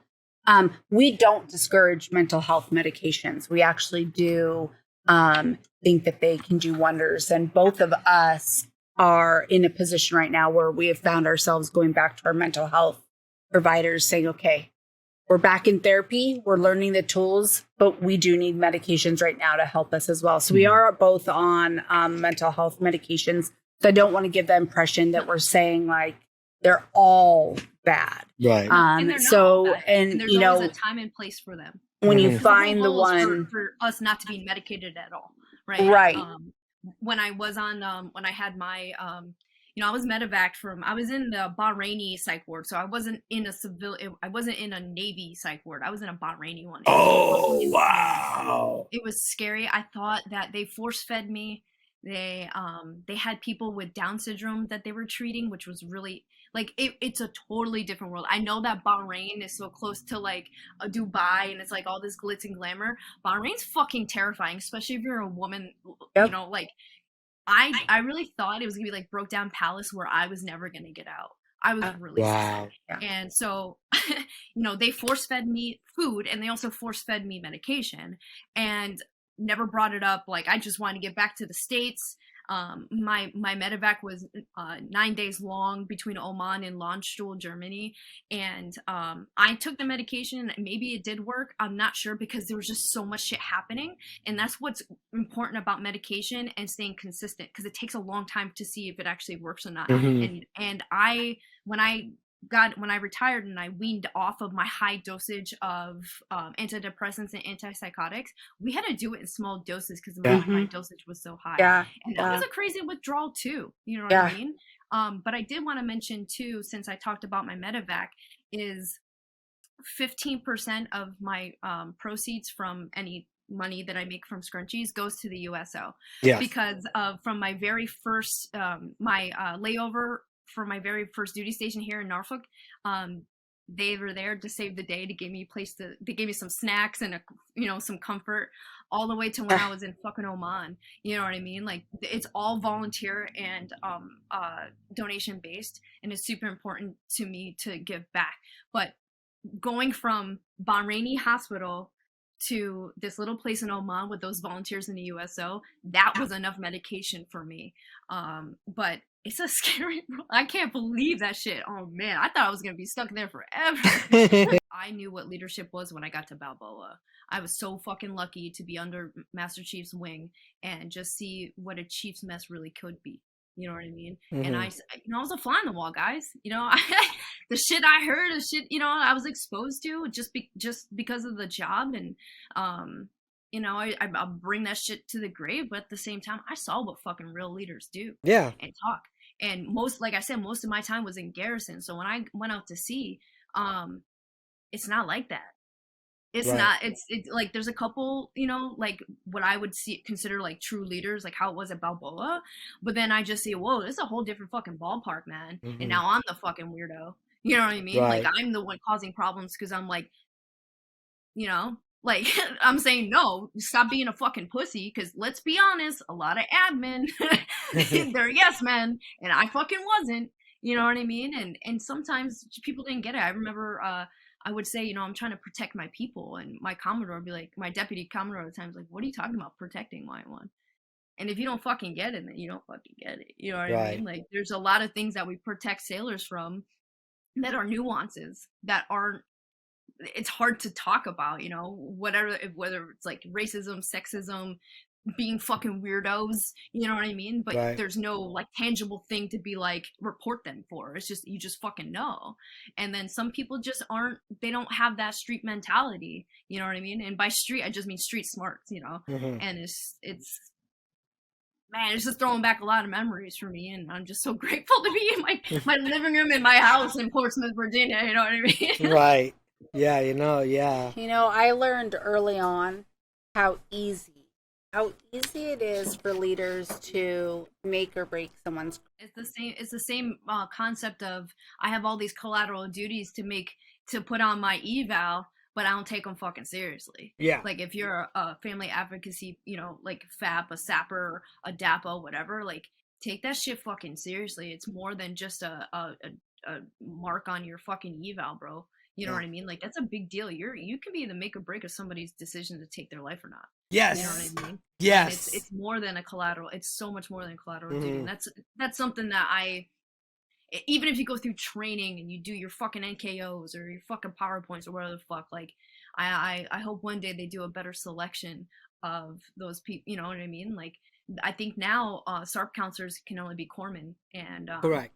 Which I do understand. At the same time though, like I had some well-rounded SARP counselors, and sometimes the Navy's going to take the direction it needs to. But the number one thing is, if we're going to have these programs in place, then and you take them seriously, and you have funding for all those, like you need to put the right people in those positions and not make them a check in the box to make chief or not, because that's horseshit.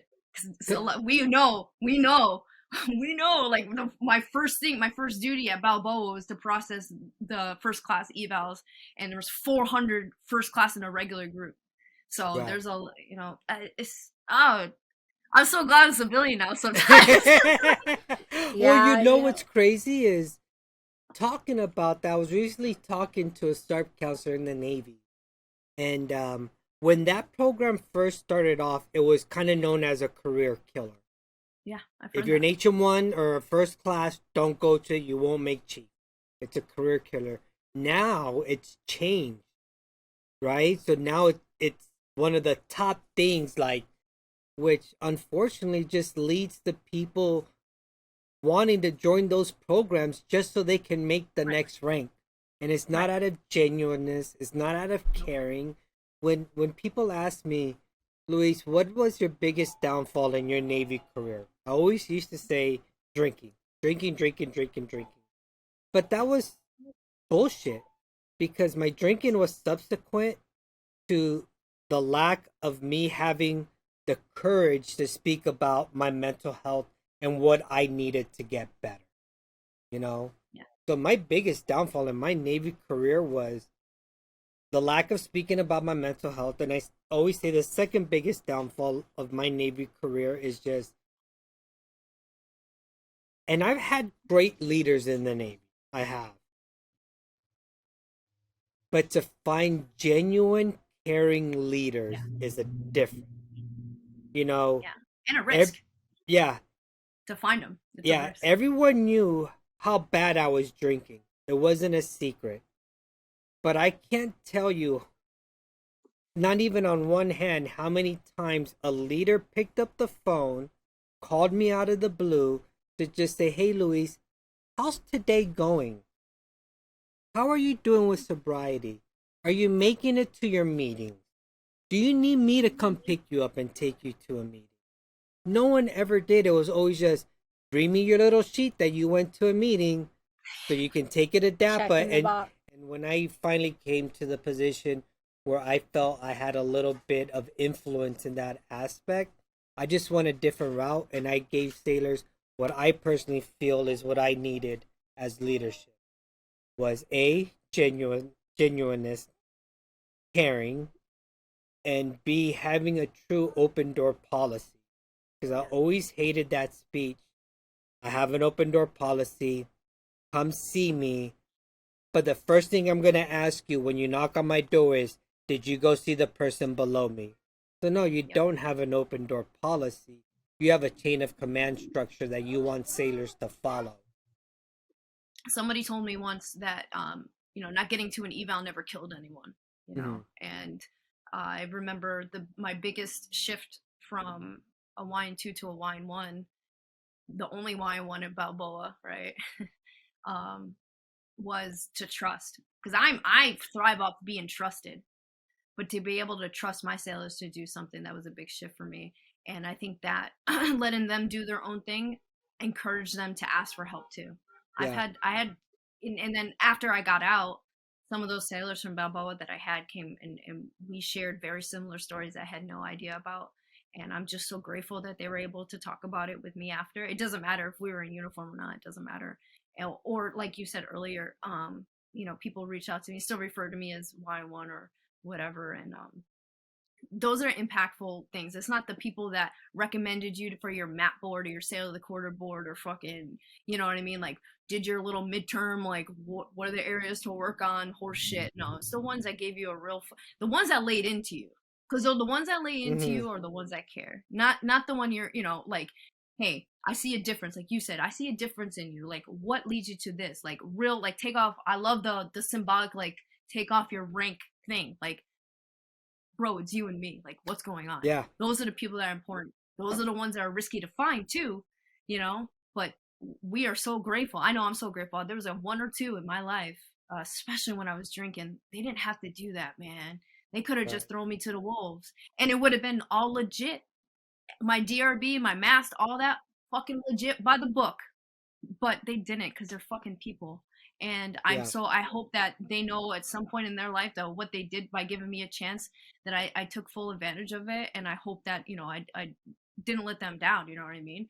And when I was, one thing about the Chiefs mess, when I was cranking, so I was FSA. I fucking loved it, by the way. But I was cranking in the Chief mess, and at the time it was Master Chief Kemp. He was the CMC. Big man with a really high voice, like a big jaw, right? And I remember I used to volunteer to swab because I got to watch Judge Judy on the TVs, because it was at the same time, like, well, I can watch some Judy, And I remember this big man sprawled out with his coffee cup, and he goes, Seaman Alejandro, you a servant at heart. And for fucking years, I thought this guy called me a slave. I really did. And I couldn't stand him. He's the one that sent me to SARP too, and he's the one that signed on my transfer paperwork when I, went off the ship and all that shit. Yeah. So fast forward to Balboa, and it was the transition of Master Chief, so there was a fill-in CMC at the time, and Fleet Master Chief Kemp was coming by, and I'm like, oh shit, man, this is a full circle moment, you know what I mean? And he came in, with this fucking, the whole dog and pony show that they do with their fucking EA and all that. And they're going down the line, and all the Balboa leadership's like, oh my god, Fleet, like they're freaking out. Right. And then he comes to me, and I'm like, I'm ready. And he looked at me, he goes, Seaman Alejandro, best ice cream in the fleet. You know what I mean? That's another story. But anyway, we're doing the, yes, mess chief, no mess chief thing, blah, blah, blah. And I'm just like, whatever. And I had to run and do something else. And I came back and I met him in the cadaver lab, which I never knew there was a thing. And then I saw a body and it like, oh, he almost made it. I almost made it, this whole thing. And he, at the end, we're saying our goodbyes. And I was like, it's my moment, man. So when he came over, he goes, he gave me his coin and all that. He's like, it's a pleasure, shipmate, that whole thing. And I'm like, Master Chief, I hated you for years. And I was like, and I was telling him about that time. Like, you call me a servant at heart, and for years I thought you were a slave. But now I know what you mean. And now I know what it is to be a servant leader. And even though I'm out of uniform and shit like that, I still am the same way. And I'm so glad that was full fucking circle for me to say, I hated you, but I get it now. You know what I mean? Yeah. And I hope one day, one of the sailors I laid into, I mean, he didn't lay into me, but if I said something and then they just got out of their own way, it snaps. And maybe one day they could think, YN3, YN2, YN1, Alejandro said this. And, I'll be there with open arms to hear it, because I still have those moments now, like, just from the beginning, we're talking about that guy that I happened to date, that the universe put in my life to be the catalyst to join the Navy to get sober, how all that works. Maybe one day I could thank him, you know what I mean? And yeah, it's a crazy world. I had a sailor that got a DUI and went through the whole process in that NJP. So my department head was kind of freaking out. He had never been to an NJP. And so it's when Balboa still had an admiral as CO. So it's XO that does captain's mast. And then the DFA did XO mast, all that. So, or XOI. So I have this sailor that was an amazing sailor. First command was an FMF command. Then came to us, very much still embraced that mentality. He was already at his second command, and he was still the type. He would stand up if an officer walked by. If it was the same officer that he had seen a dozen times that day, he would still stand up in front of him. Very respectful. Always asking for more, always hungry for more workload, for more responsibility. And he made a very poor choice one night. Then he got a DUI. So preparing to, as it's going along the process and preparing to go to NJP, my department head is just so nervous, and he's like, I don't know what to do, I don't know what to say. And so we all had meetings. It's the LPO, the chief, and him, like, okay, we need to be a united front. We need to decide how we're going to present this sailor. Don't be nervous, just follow. They're going to start with me. They're going to work their way up. Like, just follow us. And so during the process, they asked the CMC asked me what I think about this sailor, to describe the sailor. And I told him, they're a phenomenal sailor. They are a good sailor. They're a good sailor that made a very poor choice.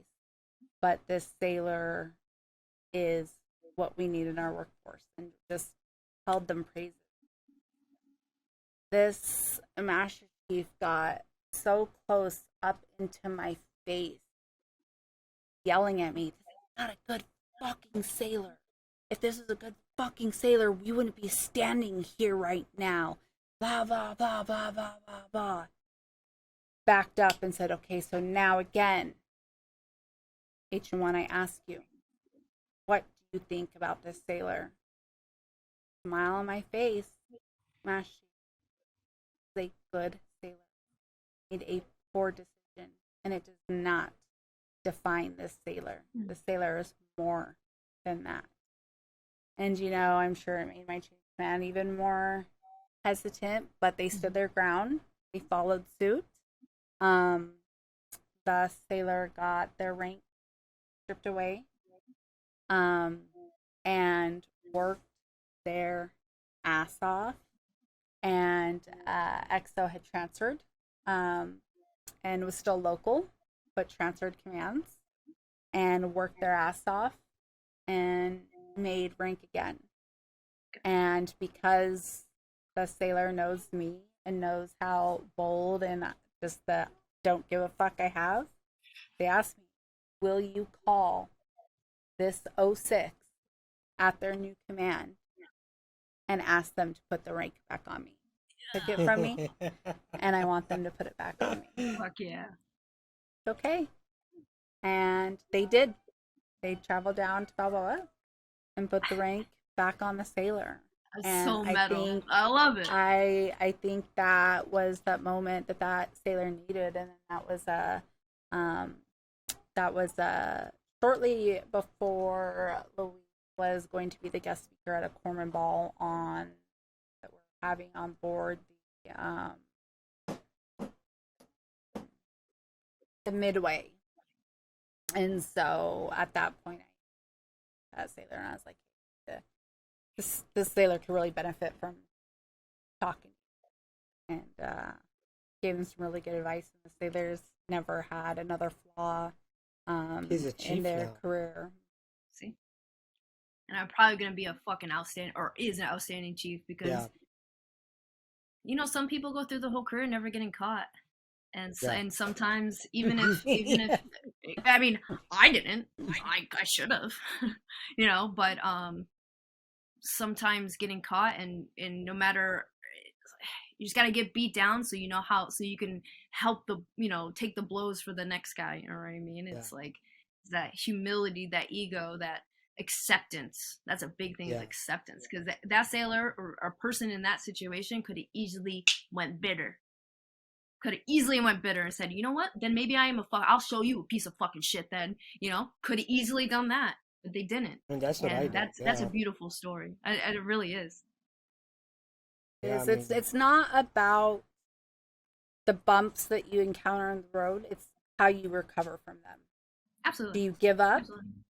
Do you get defeated? Do you learn from it?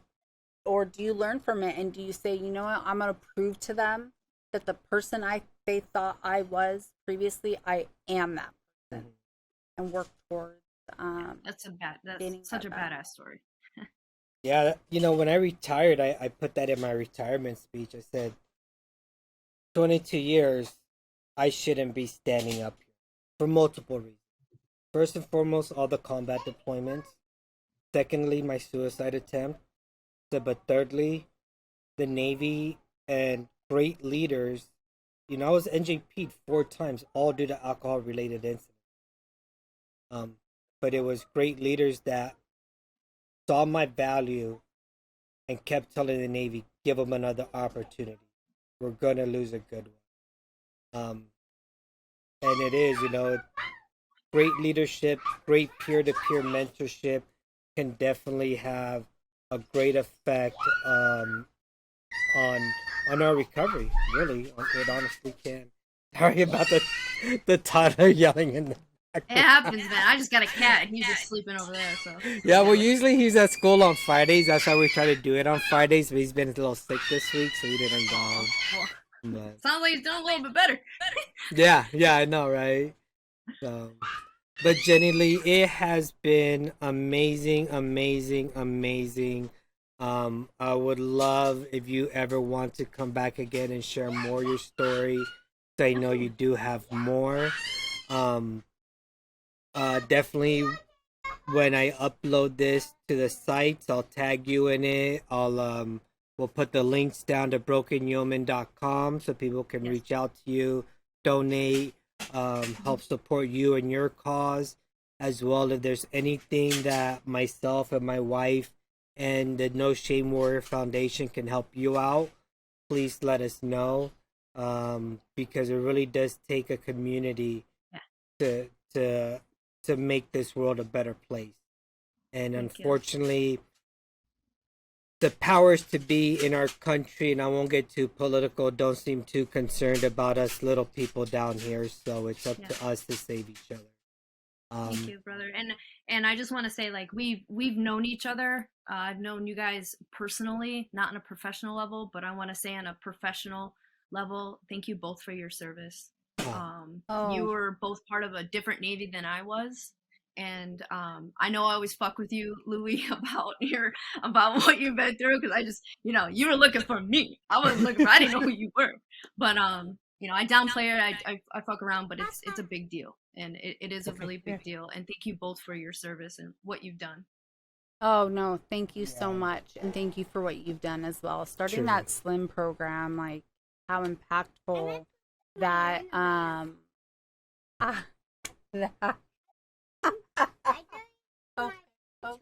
okay. We'll go take care of you. We're just saying goodbye right now.